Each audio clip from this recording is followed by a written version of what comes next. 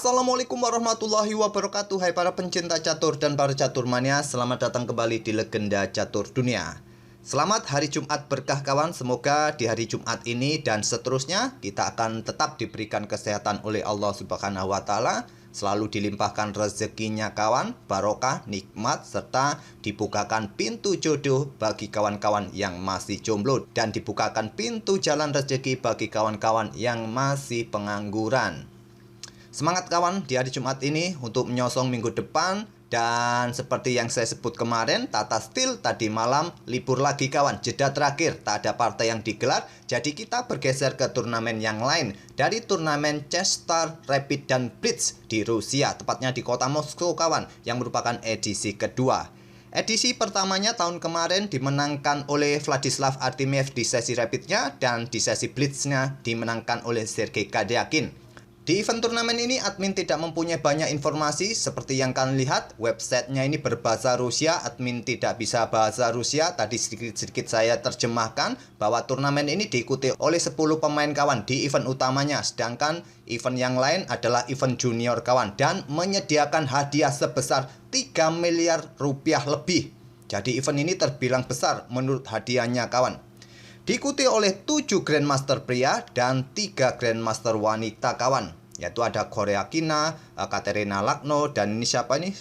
Admin kurang familiar dengan wajahnya ini kawan. Kalau tidak salah ini adalah juara dunia Blitz Desember lalu kawan, asal Kazakhstan. Namanya sedikit lupa admin. Dan turnamen ini kawan sudah menyelesaikan sesi rapidnya yang dimenangkan oleh Raunak Satwani kawan. Dia memetik 4 kali kemenangan dan 5 kali remis kawan. Kita lihat klasemennya di sesi rapidnya kawan. Satwani ini menang di sesi rapid diikuti oleh Vladislav Artemiev, ada Sergei Karyakin.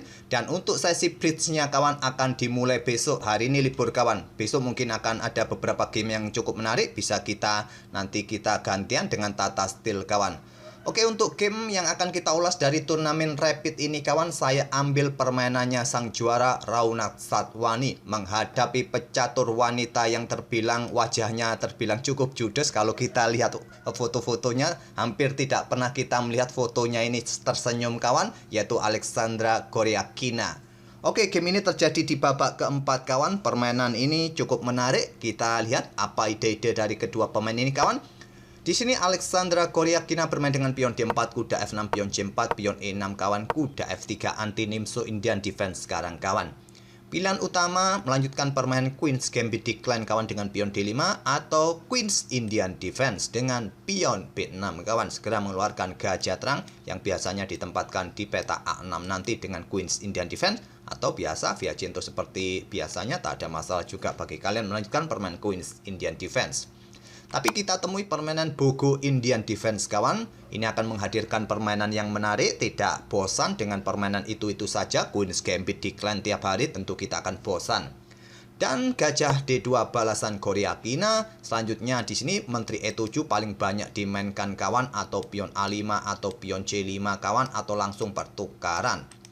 Memilih dengan pion A5 Satwani kawan, dan pion G3 pilihan utama bagi putih, dilanjut dengan pion D5. Kalian juga bisa bermain dengan pion B6 terlebih dahulu untuk mengimbangi gajah via Gento, ataupun bergerak ke peta A6 untuk pressure peta C4 nanti kawan. Itulah pilihan utamanya. Di sini pion D5 merupakan pilihan nomor 2 kawan, gajah G2 rokade. Menteri C2 gajah ditarik mundur ke peta E7. Tadi selain gajah E7, kuda C6 paling banyak juga dimainkan. Rokade oleh Goryachkina, sekarang pion C6. Gajah G5. Kuda B berkembang ke peta D7, kuda B berkembang ke peta D2, melanjutkan pengembangan kedua pemain dan memberikan ruang tempat bagi gajah ke peta B7 ataupun ke peta A6 nanti kawan dengan mendorong pion B6 terlebih dahulu. Di sini dengan pion E4 langsung serang peta pusat kawan. Dan diladeni dengan pertukaran pion dipukul pion E4, diambil balik oleh kuda, terjadi pertukaran sekali lagi, terjadi pertukaran gajah gelap sekarang, diambil balik oleh menteri, menteri ambil kuda E4, selanjutnya gajah A6. Pion B3 pertahankan pion atau peta C4-nya. Di sini benteng AC8, benteng FD1, balas Goryachkina untuk mendapatkan kontrol penuh dukungan pada peta D5-nya nanti kalau persiapan pertukaran kawan. Benteng FD8 dan di sini kuda ke E5, langkah terbaik kawan. Kalaupun di sini kalian mencoba untuk membongkar permainan untuk mendorong pion D5, Ini bukan langkah aslinya, tapi cukup menarik kita analisa apa yang terjadi kawan. Terkadang kita salah melangkah untuk menentukan untuk dobrak petak pusat atau menahan diri. Kita otak-atik saja. Akan diladeni oleh hitam kawan. Tentu saja kalian bisa melihat parameter menunjukkan hitam sangat unggul jika langsung mendorong pion pusat tadi kawan.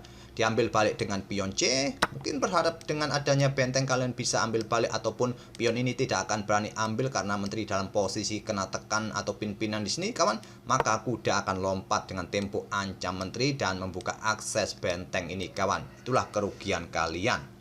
Kembali lagi ke langkah aslinya, jadi mempertahankan diri dengan langkah kuda E5 membuka tantangan pertukaran kuda, membuka akses gajah terangnya langsung terbuka. Gajah hitam kembali ke B7, benteng AC1 lanjut Korea Kina, dan di sini pion H6. Untuk kontrol petak game atau memberikan nafas bagi raja agar tidak ada masalah nanti di baris belakang seperti biasa, pion H4 balasan Korea Kina, dan di sini gajah ditarik mundur ke petak A8.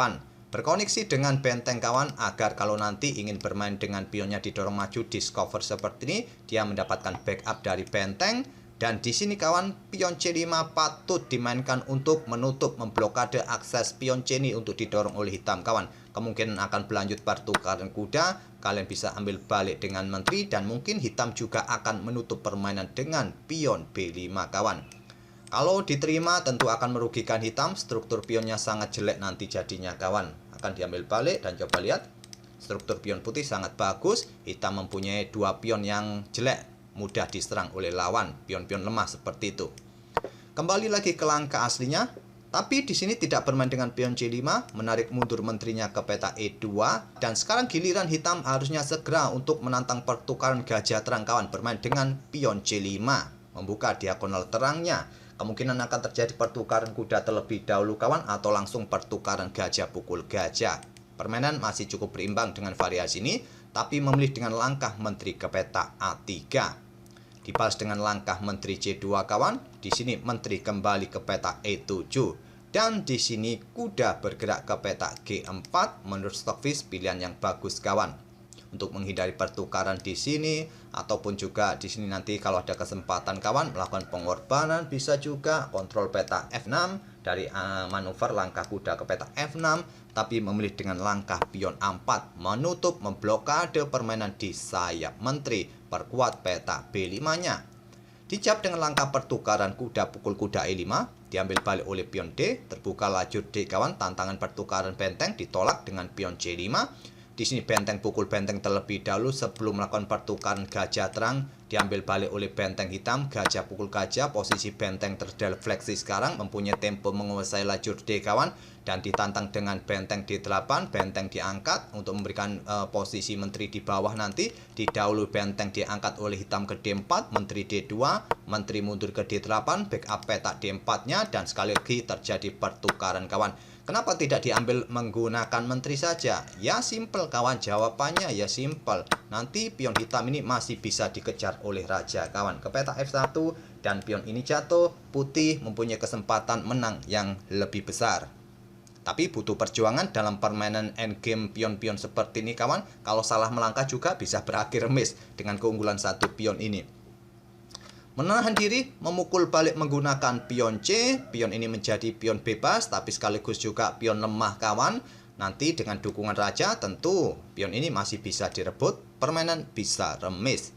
Menteri naik ke peta D3, di sini pion F6 mulai didorong, ditolak dengan pion F4. Pion didorong menjadikan permainan tertutup kawan. Untuk mendapatkan kontrol peta G4 ini, sekarang putih pun juga kesulitan untuk bermain pion di sayap raja ini.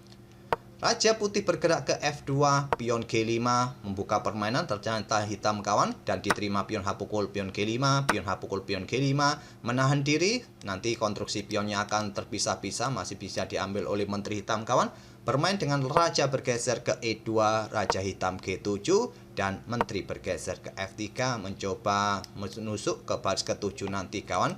Dijawab dengan langkah pion G pukul pion F4, pion G pukul pion F4, menteri bergerak ke peta H4. Sama-sama ingin menusuk area pertahanan masing-masing kawan. Raja bergerak ke D3, menteri bergerak ke E1, ancaman di sini kawan. Tapi di posisi ini permainan masih terbilang cukup seimbang kawan. Di mana keseimbangannya? Ada kesempatan untuk remis kalau putih mau di sini kawan.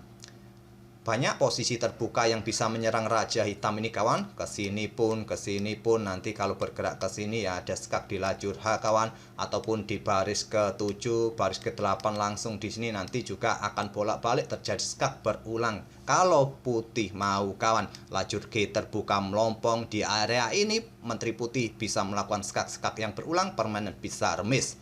Tak perlu saya lanjutkan variasi remis ini kawan, kalian bisa otak-atik bergerak ke petak G2 terlebih dahulu. Pasti nanti kalian bisa bergerak ke area baris ke-7, baris ke-8 kawan. Kalau raja bergeser ke lajur H ya kalian tinggal geser ke lajur H, menteri kalian permainan akan remis dengan skak-skak yang berulang kawan.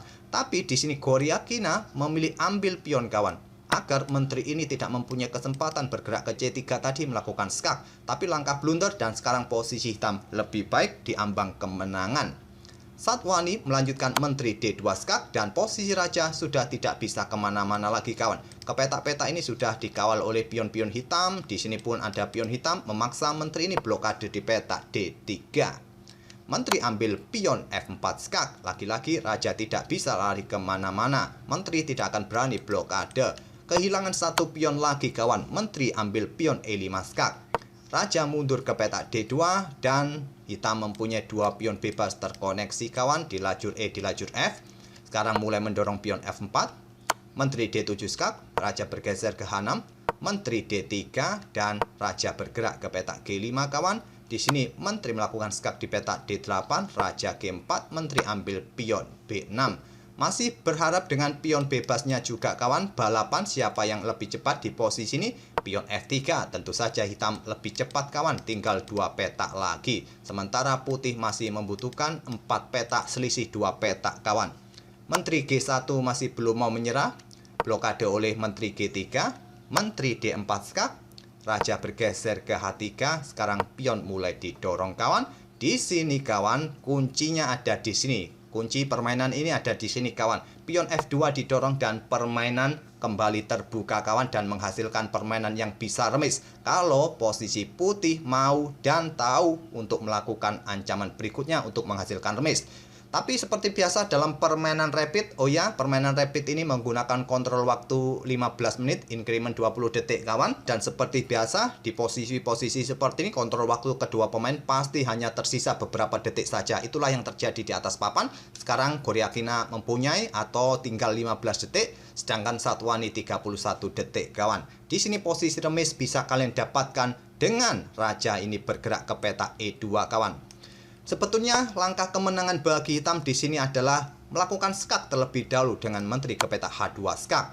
Kalau bergerak ke sini nanti tinggal menteri bergerak sini skak ataupun bergerak ke sini skak untuk mendapatkan menteri, pion nanti bisa lolos dan promosi kawan. Itulah langkah terbaik. Anggap saja raja ini bergerak ke petak C3 untuk menghindari ancaman tusukan menteri agar pion ini bisa dikawal oleh menteri putih nanti kawan. Ya simple, di sini bisa bergerak dengan pion F2 dan sulit lagi untuk di backup kawan. Pion ini bisa promosi. Raja sudah jauh dari pion hitam ini.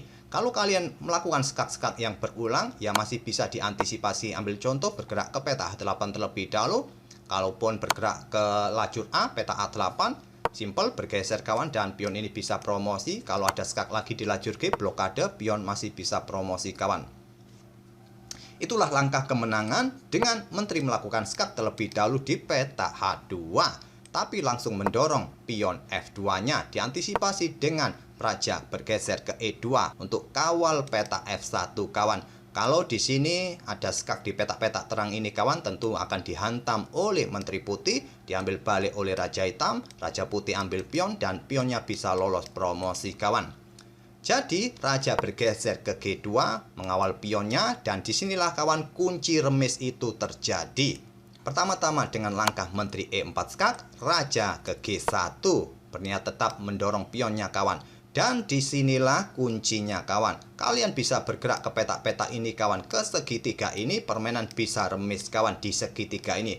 Kalau ada skak raja bergerak petak terang terus keluar sampai keluar ke petak G4, masih kalian bisa uper-uper nanti dengan menteri skak-skak terus berulang-ulang, permainan bisa remis kawan. Tapi sayangnya Goryachkina di sini kawan melangkah menteri D4, mengepin pion agar pion ini tidak bisa didorong kawan. Dan ini dimanfaatkan oleh Satwani menteri G2, pilihan terbaik kawan. dan hitam akan tetap menang beberapa langkah berikutnya. Goryachkina menyadari langkahnya blunder, belum mau menyerah dengan langkah pion C6. Di sini pion E5 kawan, mengorbankan menteri agar terhindar dari pimpinan. Pion bisa promosi dan discover check juga. Nanti Raja Putih akan kena skakmat. Bergeser ke petak C5, tetap mengepin pion dan menteri G4 skak.